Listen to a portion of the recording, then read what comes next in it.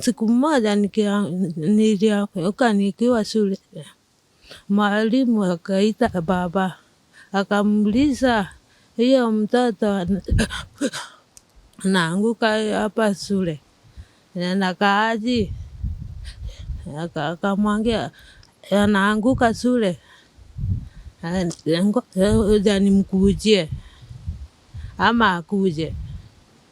Mimi nikaleta na wanafunzi wengine, tukakuja mpaka wakati huo nilitafutiwa dawa ile wengine walikuwa wanakunywa.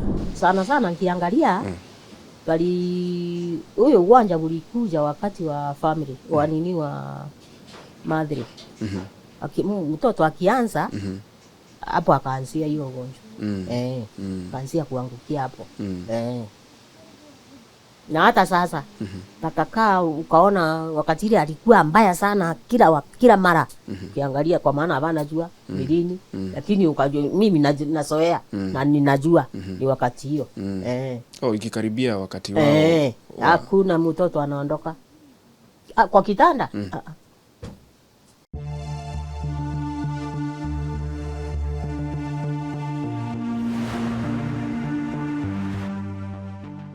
Hello Tuko family. Welcome to this week's episode of My Story. My name is Kingori Wangeshi, and right now we are at Kerua in Meru County. We are going to visit the family of Mr. Robert Kanyomo, who despite his advanced age lives with and takes care of his 4 grown-up daughters who live with various disabilities. Let's get to hear their story, but if you have not subscribed, please subscribe. If you have subscribed, then you can sign up for our YouTube membership and or Patreon. Let's do this.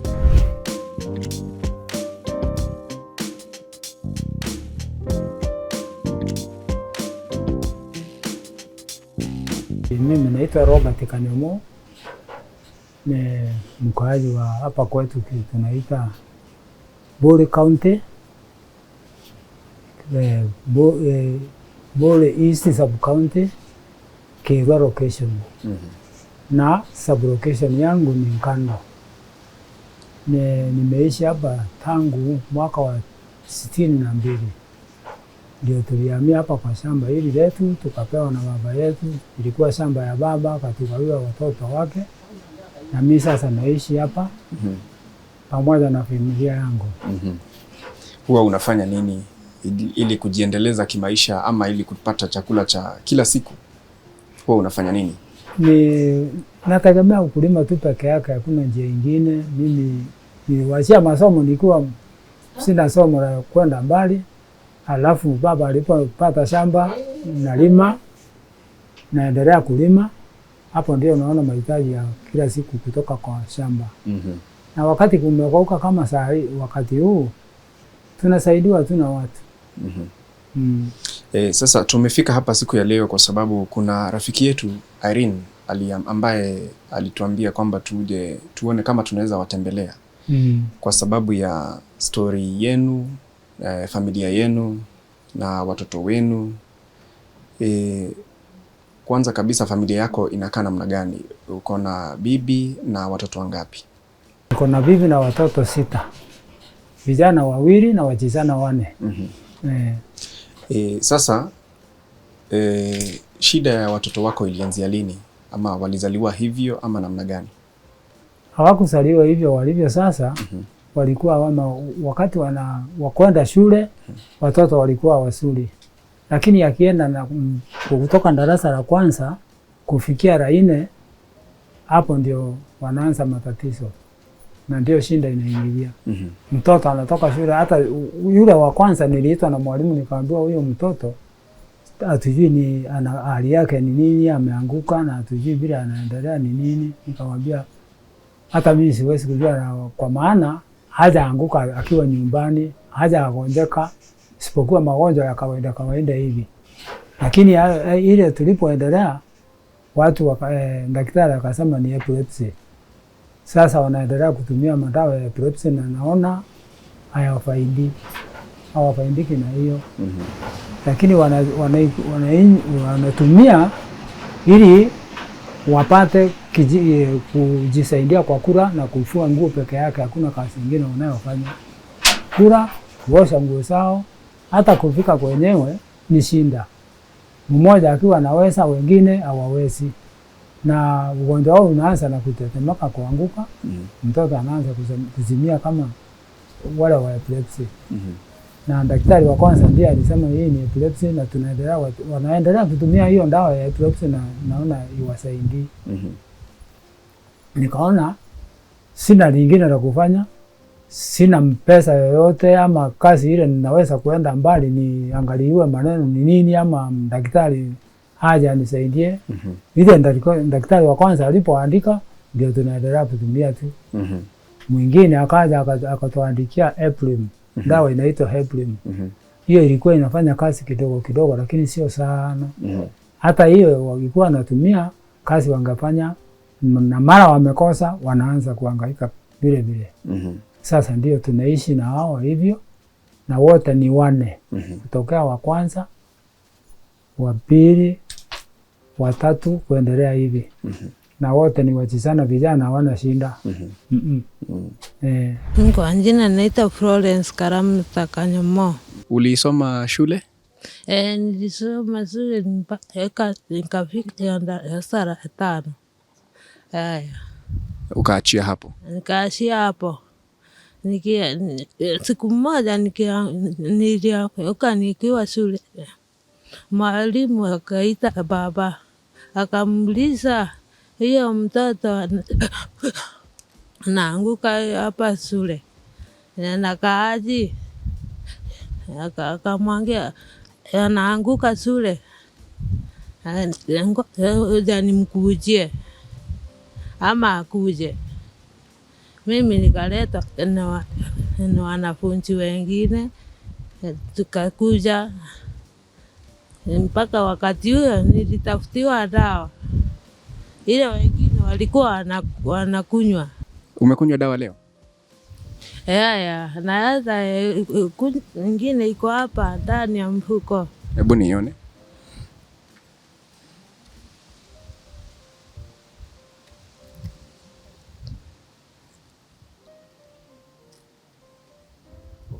Hizi 2 ulikunywa asubuhi?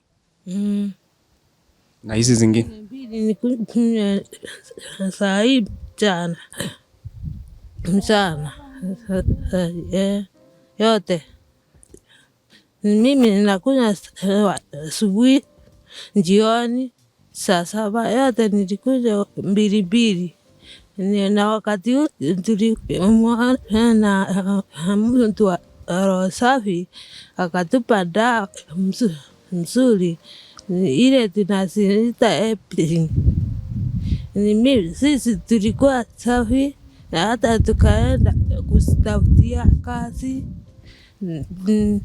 Ndivyo tuliendelea hivyo. Tukikosa hiyo dawa, sasa hii haina kazi. Hii dawa haina kazi. Unamaanisha nini ukisema haina kazi? Kwa maana hata ukinywa hii saa hii, wakati wa dakika ingine utaanguka vile tu. Lakini wakati ule tulikunywa hiyo inaitwa Eplim, hiyo ni kazi. Tunaenda shambani tukalima, lakini saa hii hatuendi shambani. Vile unaonekana kama mtu amestuka hivi, anaanguka. Na ukimuuliza kile alikuwa anasikia ama nini, anakuambia hakuna. Sasa hiyo ndio dalili ile, naona hakuna ingine. Na hata wakati anaanza kutembea, anastuka, unaona anaanguka. Hata kama ni kura, anakishika kijiko, unaona inaanguka. Hii ikaendelea hivyo. Nikaenda hata Tanzania huko ndakutafuta daktari na nini, na sikupata chochote. Na sasa ni wote 4 wako na hiyo shida? Wote 4 wako na shida. Lakini umesema wanaweza fua, wanaweza kula na kufua nguo na kuosha vyombo. Lakini 2 tu, 2 ndio wana uwezo huo. Wengine 2 hawawezi kabisa. Na mmejaribu yani hamjaweza kwenda kwa madaktari kwa sababu ya ukosefu wa pesa? tumeenda kwa madaktari, ndio ile ilikuwa inaandikiwa hiyo dawa ndakwambia. Na kutokea hapo sisi tunaendelea na hiyo dawa tu peke yake, kwa maana hatuna uwezo wa kupata pesa nyingi ya kwenda mbali. Kutafuta daktari kama wa private ama wa serikali hakuna. Tunatumia tu ile iliandikwa kwanza. Na wakati mnazungumza na madaktari, wanawaeleza kwamba huu ni ugonjwa ambao mtu anaweza pona? Sijawahi kusikia wakisema hivyo. Lakini kusema kwao ni kusema wanaendelea tu kutumia madawa. Na hadi wa leo bado huwa wanaanguka? Wanaanguka hadi wa leo. Na kushtuka. Akichelewa kabla hajatumia dawa hawezi fanya kazi yoyote. Lakini akitumia hiyo dawa ikija mara moja amese hiyo tembe moja, sasa anaweza kupata kanafuu kidogo. Lakini sio uwezo wa kufanya kazi ngumu. Ni tu ya kuosha vyombo hapa, nguo zake, kupika chakula kidogo, wale. Hiyo dawa ina cost pesa ngapi? Ya kutumia siku moja, mbili hivi ni 500. Wote? Kwa sababu ni 2 times 3 times 4 kila mtu. Si kila siku ni 500. Na unafanya tu kazi ya ukulima hapa na pale? Hakuna kazi nyingine, ni hiyo tu ukulima. Mmejaribu kutafuta usaidizi kwa organizations zote? Isipokuwa hiyo nakwambia ya epilepsy, ilikuwa hiyo ya kwanza ya epilepsy. Na wale wasungu walikuwa nayo waliama sasa. Tukakosa mahali pengine, sasa ni kununua kwa madaktari wanaweka ama chemist zile ziko na dawa. Hakuna usaidizi kutoka nje. Hizi dawa wanatumia wanahitaji kuwa wamekula ama namna gani? Walikula chakula na hiyo dawa wanatumia. Tulihangaika kupata hiyo madawa, kwa maana hiyo madawa kakosekana hata siku moja. Hata kulala siwezi lala. Na hata hawa hawezi lala. Sisi tunalala tu. Lakini kitu ile tunajaribu sana ni hiyo dawa. Na iko na sinda kupatikana wakati kama hii. Na unaona sasa watoto walirudi shule. Wanategemea nyinyi na wisuso yao.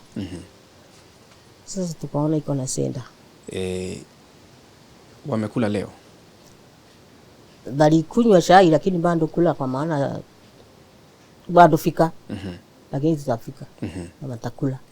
Na jioni watakula. Lakini kama leo naona tulikuwa nyumbani, sijui tunakula nini. Kwa maana hakuna mtu anatoka nje kutafuta. Tunaenda kwa kibarua, mimi naenda kibarua. Huyu mzee haiwezi weza. Lakini mimi naenda kibarua kidogo. Na hakuna vibarua saa hii. Na tunalipwa 200 kwa msana. Sasa hiyo 200 siku hizi nanunua nini? Hakuna kitu inanunua. Nanunua unga tu na mboga. Na hiyo unga haiwezi tosha. Kwa sababu ni watu wengi wako na wajukuu.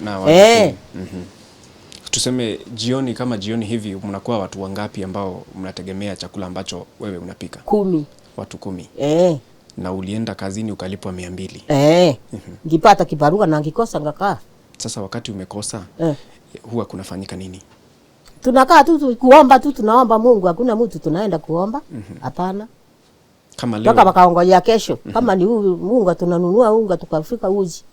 Tukanywa uji. Hiyo siku ikaisha. Na ngabasa vile. Kuna siku nabasa vile. Unawacha hivyo? Ngabasa vile kitu. Kaniongojea mpaka jioni. Chakula ni sinda, kwa maana unaona vile kuna kauka. Na si kwetu peke yake. Ni kwa kila mahali kuna kauka. Lakini unajua mtu yule anaweza kulima ama kufanya mambo mengine, ako na kitu.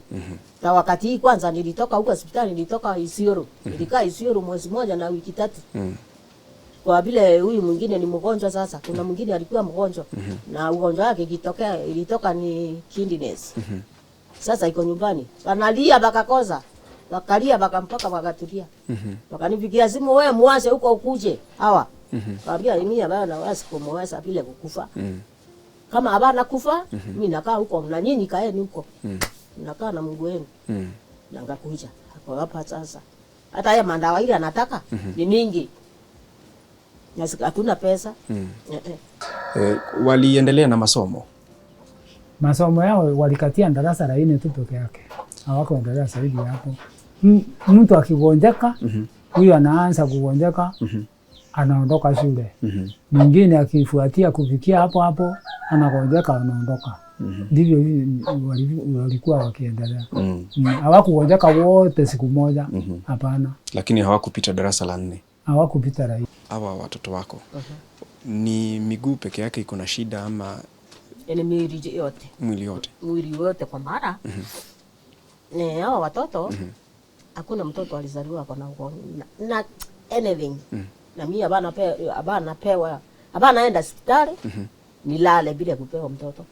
Mimi naenda ngapewa mtoto na nguo yangu hivi. Bila kutoa vibaya ya hospitali. Na akiwa na kilo vizuri. Vizuri. Hakuna mtoto nilipewa wa kilo 2.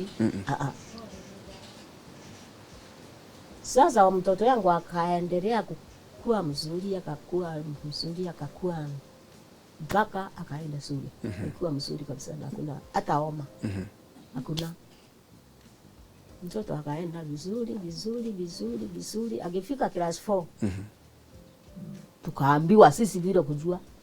Kwanza ni kuitwa, niliitwa mimi nikaambiwa ni mama mwingine alikufa hapa. Kaniambia nakuuliza wewe, kwa nini huyu mtoto fulani alianguka kwa shule? Kamwambia anajua. Na alikuja saa 7 na bila kuniambia. Akaniambia alianguka. Naona akaendelea hapo. Hawa wengine watoto wangu walikuwa mmoja akazaliwa mwaka hii, mwingine akamaliza miaka 2, mwingine mwaka ya 3. Wote. Alafu unaona mtoto akianza hivyo sasa. Kianza ukaona akitembea bila kujua hata yeye. Hata yeye anajua kaanguka. Kuanguka na kuondoka. Akampeleka hospitali. Sini matibabu. Kaambia ya kupewa dawa. Mwingine akipika hapo, hakuna mtoto wangu alisoma. Hakuna mtoto. Kwanza huyu alikuwa mboni. Tulitiwa huyu.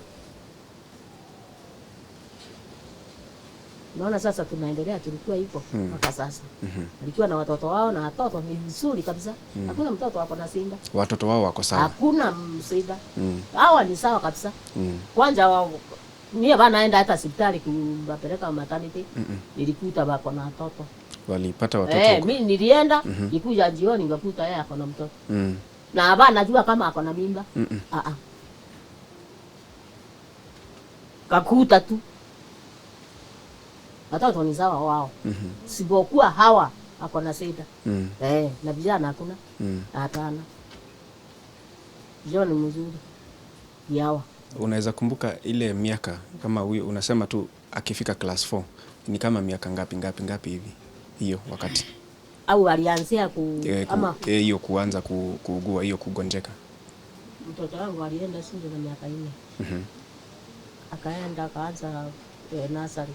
Kamaliza mwaka wakati ile walianza mwaka. Si miaka 2 kama sasa. Alafu hapo akaenda class 1. Na hakuna mtoto alirundia. Alirundia klasi?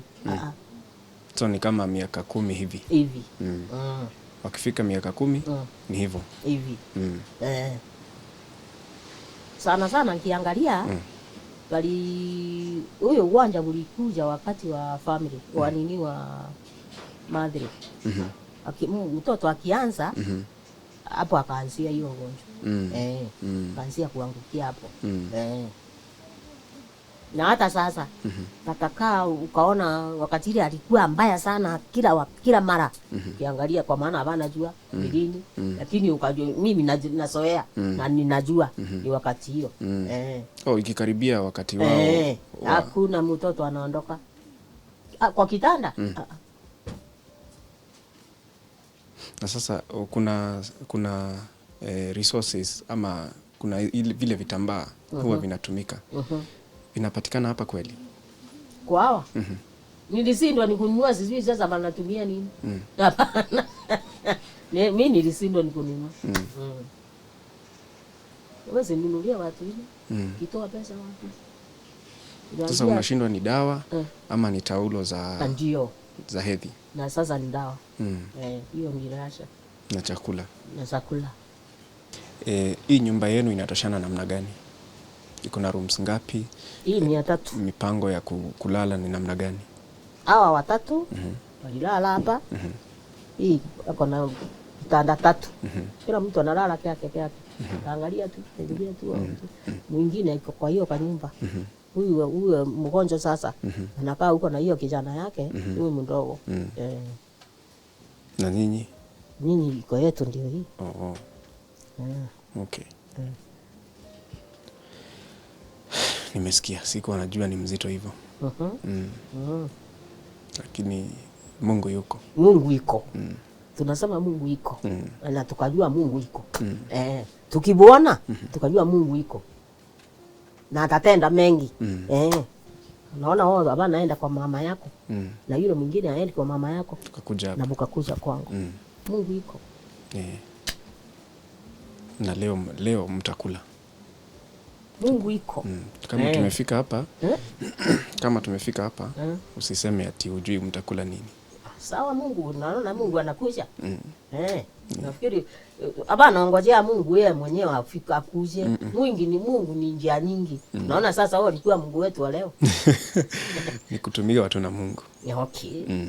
Tunajua hivyo kwa maana tulia Kristo. Kujua Mungu napenda mema na mengi. Sasa mnaongeanga na wao vile familia huketi wanaongea wanakula story na hawa sana sana kwa hivyo kama kuna wakati kwa maana mimi hapa naonekanga kwa wingi mimi ngikaa hapa tuna kitu ya kukula lakini ukipata nafasi tunaongea lakini hakuna nafasi hata hawa wanajua. Sasa wewe kama mzazi wakati unaona kwamba hawa ni watoto wako haukuwa na nia ama dhahania kwamba watakuwa hivyo, unahisi namna gani? Nahisi unaona hata wakati nilikuwa nazungumza hata na wao nawaambia Mungu ndiye anajua sababu yake. Mimi mwenyewe sielewi ni nini.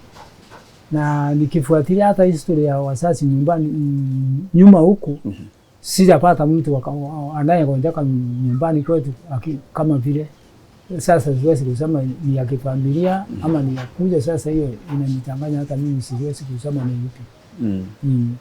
Hao wajukuu ni mimi nawasomesha. Hakuna usaidizi kutoka nje.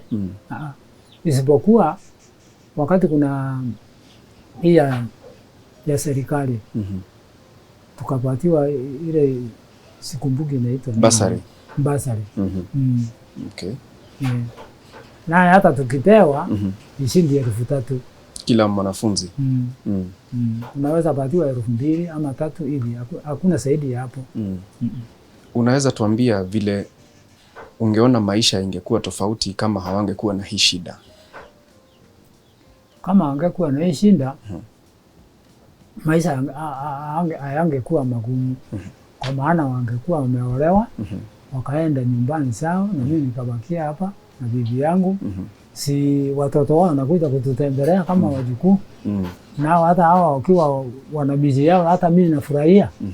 Naona watoto wangu wanaendelea na mimi na wananijali kama vile niliwajali. Tukaishi vizuri. Lakini sasa ni kuumia tu peke yangu. Hakuna usaidizi kutoka nje, ni mimi tu peke yangu pamoja na bibi yangu. Hao wenyewe hawezi jifanyia kazi yoyote ya kupata kitu chochote. Na wale ambao mlizaliwa pamoja na wao, pengine brothers wako, sisters wako, uko na wao kwanza? Wako. Wako. Mnasaidiana aje? Ndugu walikuwa 3 pamoja na mimi. Mmoja aliwacha huko Meru, pande tulikuwa tunatoka kwa shamba ile baba alikuwa naye huko. Sasa wengine 2 tukaia pande hii. Tukawanya shamba ile baba alikuwa nayo. Huyu sasa ako hapa ni ndugu yangu. Mbona kwangu ako hapa. Mnasaidiana kivipi? Na yeye? Na wao? Huyo wa kwanza alilala na hata bibi yake alilala, ni watoto wamewacha watu na wengine wameolewa. Na ako na kijana mmoja. Pia alibaki huko Meru na sisi tukakuja pande hii. Lakini hakuna usaidizi kwa hawa. Najitegemea mimi mwenyewe pamoja na bibi yangu. Kila mtu anasukuma maisha yake. Okay. Hata dada zangu wako 2. na hao wameolewa. Lakini unajua nao siwezi kuenda kuwasumbua kwa maana wako nyumbani kwao. Yule anaona ni vyema kunisaidia, ananisaidia. Akiona sio vyema simulisi. Okay. Nashukuru kwa kuwa pamoja na nyinyi leo, kwa kuja kututembelea pamoja na familia yangu. Tangu tufanye ndoa yetu hatujawaachana. Tunakaa pamoja tangu tuoane na tupata watoto, na tutaishi pamoja mpaka siku ile tutaondoka katika ulimwengu huu. Hata kuwa na shida gani hatuwezi kuachana. Siwezi kumjua. Kuna watu wengine wananiuliza, mbona wewe unakaa na watoto wanagonjeka nyumbani na bibi mmoja? Si wewe mwingine ujaribu uone kama wao, hata huyo mwingine watoto wake watakaa kama wale. Nikawaambia kile Mungu ananipangia. Na siwezi kutoa Mungu makosa. Kwa maana shetani ndiye analeta magonjwa, ndiye analeta shida yoyote, na mimi nikiomba Mungu naona usaidizi kutoka kwake. Nasaidiwa hata na watu wasionijua, wananiletea vitu na siwajui. Kwa hivyo siwezi kulaumu mtu yoyote, na siwezi kulaumu hata Mungu. Hii ni hali ya dunia. Tuliingia nchi ya dhambi na tutaishi hapo mpaka tuondoke hapo tukiwa katika Yesu. Tukikosa Yesu hatutamuona Mungu. Na tunaomba Mungu kila siku na Yesu atusaidie kuwa na furaha na amani katika familia yetu. Sasa wanago Bukirundi huko msalimiane. Sisi tunakaa tulikuwa watu wa fane. Watu wanasangani nini? Kwa maana mimi nikienda huyu mzee akaaswa. Mzee akaenda mimi kaaswa. Siku ile anatoka. Kwa maana hakuna kwetu hawezi kuza ukose mtu. Kwa vile tulipangiwa ni Saitani. Kwa maana si Mungu, hiyo ni Saitani anatufangia. Sasa mimi hapa naenda niasa mzee. Kwa vile niliona mambo, hakuna mambo. Hakuna mabaya. Siwezi mwacha. Kimwase kwa ni mwase kama Mungu alitubariki, akatupea watoto, na mimi ngikuja nilikuwa mlembo wake wa ajabu. Na yeye akiwa kijana ya ajabu. Sasa tupatane na mambo mabaya. Sasa tuwazanie hiyo. Na sisi tukikuja sisi hapa najua kama tunapewa watoto. Ni kupendana Sasa tulipendana mpaka mwisho. Tukipata tukilala na njaa tukalala nyinyi yote. Tukikula tukakula nyinyi yote. Na nikiondoka asubuhi mimi najua anakula nini. Si aongoje hawa. Nijue anakula nini saa 7 kwa maana ni yeye anapenda si watoto. Ni yeye anapenda zaidi ya watoto. Watoto waliko ako nyuma. Ako nyuma kidogo.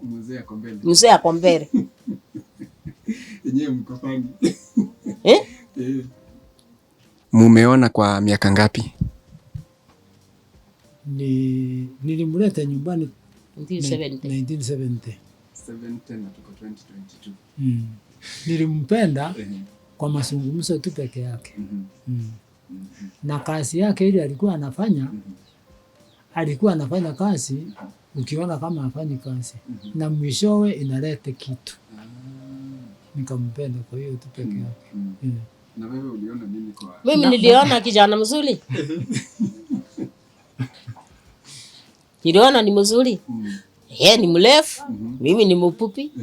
Kama ukikuja ukapika kwa barabara, ukauliza, ukaambiwa ile mzee ile iko na ile mzee mrefu ndio. Ile mama yake mfupi. Sawa. Kakuja, kaletwa mpaka kwetu. Hivyo tu. Hata wakati tulipokuwa tunapatana na huyu, tulikuwa tunafanya kazi kwa duka moja. Yeye alikuwa anashona burana na mimi nilikuwa nauza hiyo duka nikiandikwa. Nikipeka kazi. Nikamwendea hapo.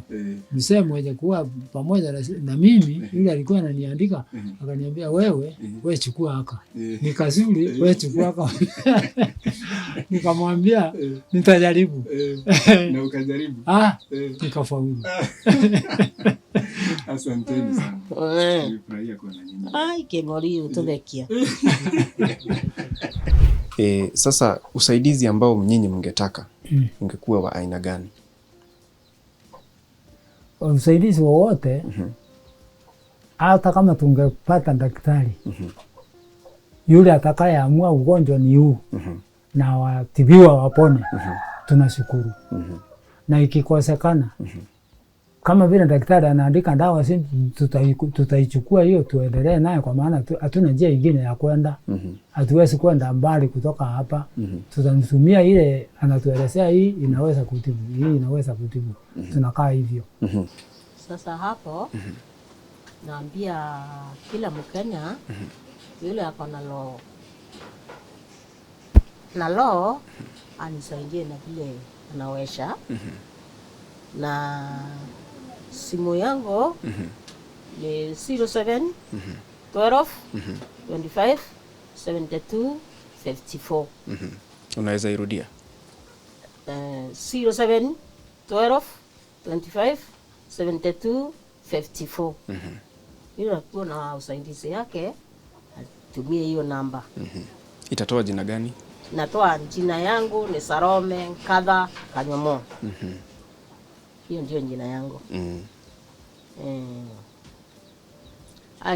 Hata nikipata hiyo tu, hata pesa ya kusimamisia hawa watoto wako shule, nafurahi. Nafurahi sana kwa maana skulu iko na sinda. Iko na sinda kwa mtu ila hana kazi. Sasa hiyo ndio naambia Mkenya, kila Mkenya ele anasikia mahali yako atusaidie.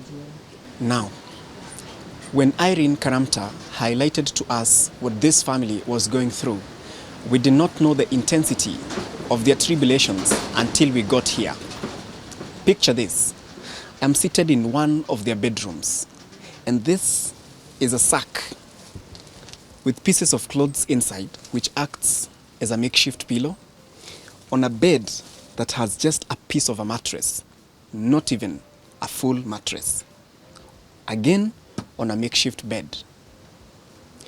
Tuko family, we've come through before for some, but this one is tough. Let's change their lives. Let's change their story, because that's what we do best. For my story on Tuko, my name is Kingori Wangeshi. Let's change this. Really bad. The situation is desperate.